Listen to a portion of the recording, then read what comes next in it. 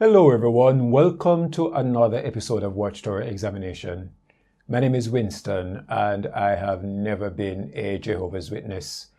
I have begun many of my videos with that proclamation, and today that fact of never being a Jehovah's Witness is going to take on added significance. I am examining the Watchtower organization. Why am I doing a video in response to Lloyd Evans?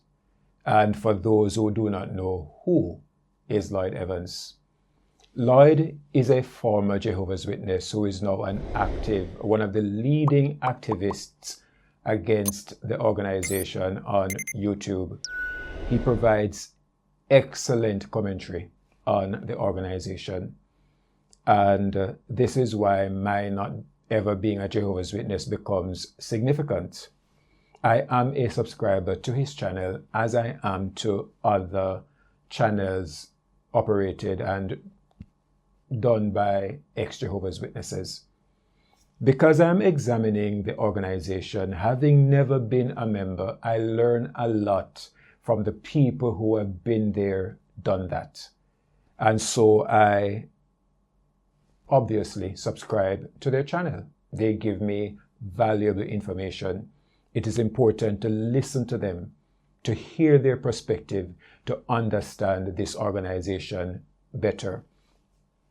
And I make that point because I am a little bit uncomfortable doing this video on account of the behavior of some viewers, and I'll explain what I mean.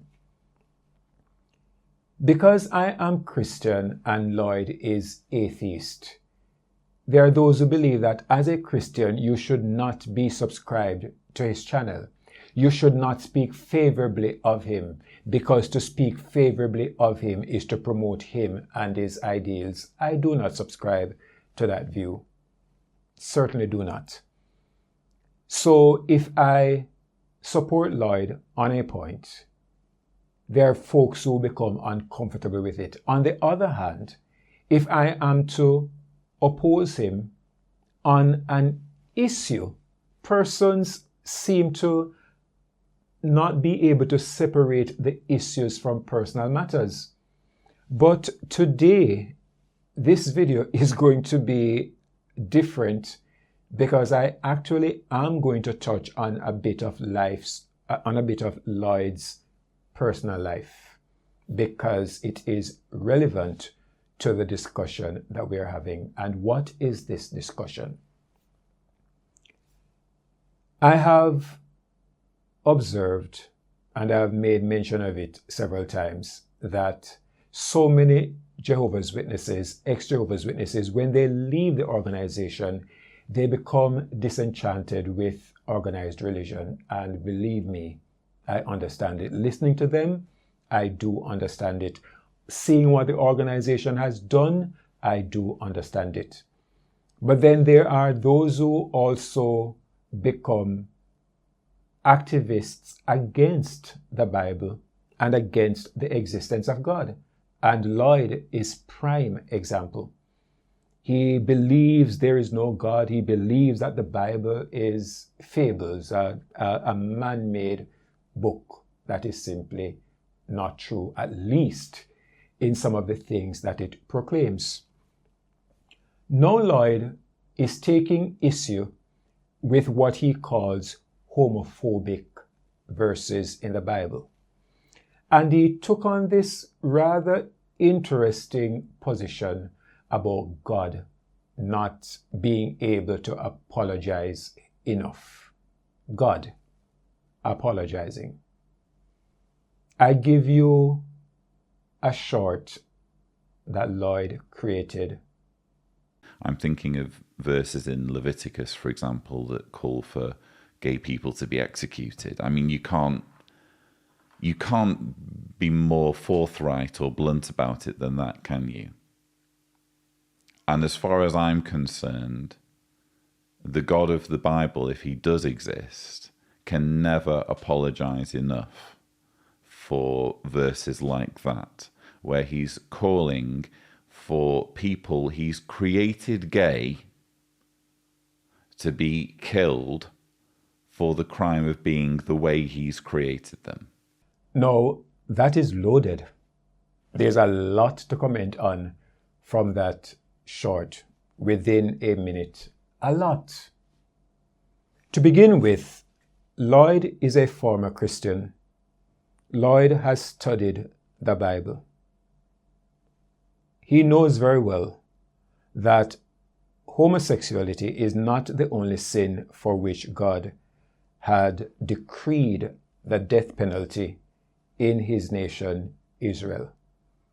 God decreed that idolaters be executed, that men who lay with animals be executed, that blasphemers be executed, that people who dishonor parents be executed, and among others, adulterers should be executed. I am a subscriber to Lloyd's channel. It doesn't mean that I have seen all his videos, but I have not seen the video that he did about ranting about, complaining about any other of the laws that God legislated in Israel the death penalty for. I have not heard him quarreling about God's decree that adulterers should be executed. Then there is this matter of sexuality. I'm going to play another short that Lloyd created on this very same subject. You know, this is exactly the sort of hateful, immoral verbiage that you would expect in something that's just the product of small-minded, bigoted humans, or humans who were living in, quite frankly, a backwards age, where society wasn't as well developed as it is now, and where we understand more about sexuality. So he claims that we have a much better understanding of sexuality than people of olden days. All right. But let us go back to a point that Lloyd made in the first clip about if the God of the universe does exist. And that is what I want us to talk about today, because that is the angle. If we were to look on the subject from that angle, we would begin to get some clarity on the matter. If the God of the Bible does exist, then he would be the creator of life. He would be the creator of the universe. And as Lloyd is pondering if the God of the Bible does exist, I'm going to invite him to ponder the ramifications if the God of the Bible does exist. Because it means that he created this vast universe in which we live. Pause for a moment, Lloyd, and think about the solar system. If the God of the Bible exists, he created that by speaking it into being. Now, if such a being exists, would you concede that he knows much more about life than you and I ever could? If he created life, if he is the giver of life, would he have the right to take it away? If he created us, would he have the right to tell us how to live? You dare not say, how dare you create me and tell me how to live? How dare you create me and give me laws to live by? Would you say that if the God of the Bible does exist? I ask you another question. You have 2 daughters. Is there any of your 2 daughters to whom you could explain the process of photosynthesis when she was just 6 months old? Would any of your daughters at 6 months old be able to understand when you explain photosynthesis to her? I think the answer is no. I would submit to you that if the God of the Bible does exist, his knowledge compared to ours would be like him trying to explain everything to a 6-month-old baby. Our knowledge of the universe, our knowledge of life would be nothing compared to one who is able to create the universe. Can we agree on that? Can we agree on a logical perspective? If he existed, would he know more than you and I? Would he know more than the angels? Would he know more than every single being that ever existed, that he created?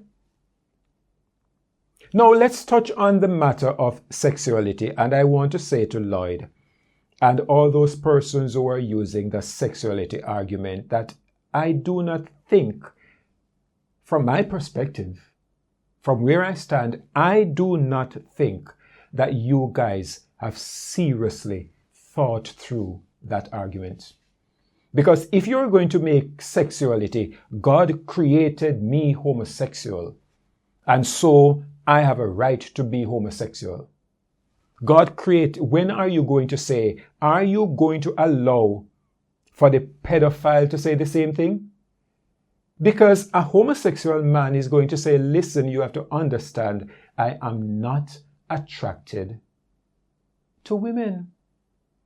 You have to understand homosexual women saying, you need to understand, I am not attracted to men. And if you are going to be fair to humanity, you would then need to extend the same courtesy to the person who says, I am not attracted to adults. I'm attracted to children. Do you see the predicament that you put yourselves in with this sexuality argument? Now let's take it home. This is where Lloyd's experience becomes relevant. Lloyd went on a vacation and did a live stream confessing that he slept with prostitutes. He committed adultery. Lloyd recently did a video explaining to his viewers that his channel is having financial challenges. I commented on that video. Someone asked me, because I supported him in his campaign to get support for his channel, someone asked me if Lloyd is my idol. And that's why I tell you I feel a little uncomfortable, because of the way viewers are. But it's important that a response be given to Lloyd's questions and that video. So, in that video, created, well, I don't recall how long ago he had his affair, but it was some time ago. But Lloyd is still apologizing. He can't apologize enough, he said. So, with that in mind, Lloyd, do you now understand why God said, do not commit adultery? Do you now see the wisdom? Do you now understand that he knows what he was talking about when he said, do not commit adultery? Do you think that he was just being difficult and suppressing your sexuality? Or was he trying to guide you into a way to avoid complications and misery in your life? Can you now see that the command, do not commit adultery, is actually a command to protect you and to protect your family, and not some attempt to suppress your sexuality? And if sexuality is the excuse for giving in, why are you apologizing? Why don't you just say, listen, I was created with these desires and I gave in to the desires. What's the big deal? Can you say that? Does it tell you something then about sexuality and just giving in to sexuality? Lloyd, we're all human beings. We're all sinners. We all have the propensity to sin. All right, so I do not come here to condemn you. And I want people to understand that I am not condemning the man, but I simply want the man to understand what he's talking about when he's making this loose, my opinion, this loose argument about sexuality. Because sexuality comes with responsibility. I'm a sexual being, I'm attracted to women, but it doesn't mean I just go sleep with every woman. I have to exercise self-control. Could it be that as men in a relationship and women in a relationship should control their sexuality, could it be that homosexuals need to do it as well?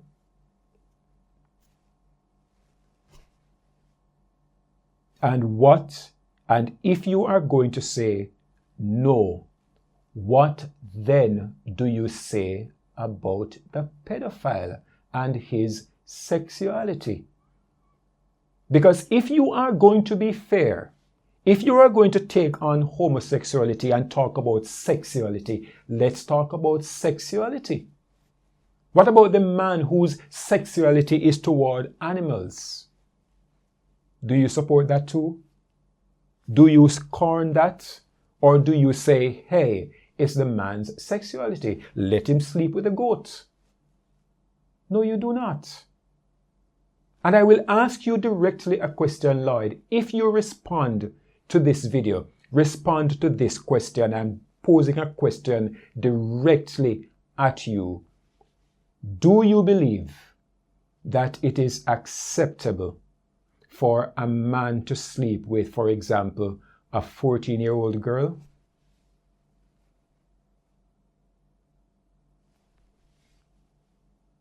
Did you know that it is legal in the United States and in several other countries for an adult to marry a 14-year-old with the consent of parents? Would you criticize that? Because how do you criticize that while you are advocating for freedom of sexuality? Do you see the trouble that you put yourselves in when you try to take on God? Because he's out of your league. His thoughts are, we are not able to match God's thoughts. If he is creator of the universe, if he is the creator that is mentioned in the Bible, then you have to understand that he knows what he's talking about. You have to understand that he knows more than you and I. You have to understand that his ways are superior to ours. You have to understand that he knows why he's saying these things. Because we can never understand. And if you can explain to me what it takes to make a sun and to breathe it into space, then you qualify to talk about God and his decisions. Pure and simple. Pure and simple. And so, God will never apologize to anybody for his actions because he knows what he's doing and he knows that his actions are just. I may not understand it. Let me give you breaking news, Lloyd. There are things in the Bible that I have a difficulty grasping myself. I did a video entitled "The Plan of Salvation Makes No Sense to Me." If I were God, well then again, if I were God, I would be like God. But I imagine myself finding a much better solution than what Israel had to go through. I would never like to live in Israel in the days when they have to be sacrificing animals every day, sprinkling the blood in an altar. The thing just looks so gory to me. And I'm asking, Lord, why? Why this gory method? He knows why. One of the things that I have come to appreciate is that it makes us come to appreciate just how serious sin is. That's one of the lessons I believe that God wanted Israel to understand, and I'm happy that I was not born in that time. Why did God put this arrangement in place for his son to come and die a horrible death so that I can be forgiven? I believe there should have been an easier way. But I am trusting the one who created heaven and earth. I am trusting the one who knows far more than I do. And that is why religion, that is why Christianity is all about faith. It's about trusting God even when we do not understand. And he is the only person, well, maybe not the only, ultimate. He's the ultimate person that I give that to. Because I also have to trust my doctor when he makes some decisions I don't understand. And if I end up having to go to court, I'm just going to have to trust my lawyer with things legal that he understands that I don't. That's just how it is. The people with superior knowledge are going to do things that the people with less knowledge do not understand. Pure and simple. And in closing this video, I just want to make the point that I believe that homosexuality is a sin. But I do not advocate violence against homosexuals. I believe that every man has a right to decide the way he wants to live. All right? And as an adult, you are free to make your choices. And so I believe, so you can be an atheist and remain my friend. You can be a homosexual and be a friend of mine. But we can agree to disagree. I disagree with atheism. I disagree with homosexuality. But let all views contend. Thanks for watching, ladies and gentlemen. Let me hear your thoughts on the issue, and let us please avoid the personal attacks. It may appear that I am attacking Lloyd personally. No, I am bringing up his situation because it is relevant to the discussion. Thank you so much. Have yourselves a wonderful day. May the grace of the Lord Jesus Christ and the love of God and the fellowship of the Holy Spirit be with you all.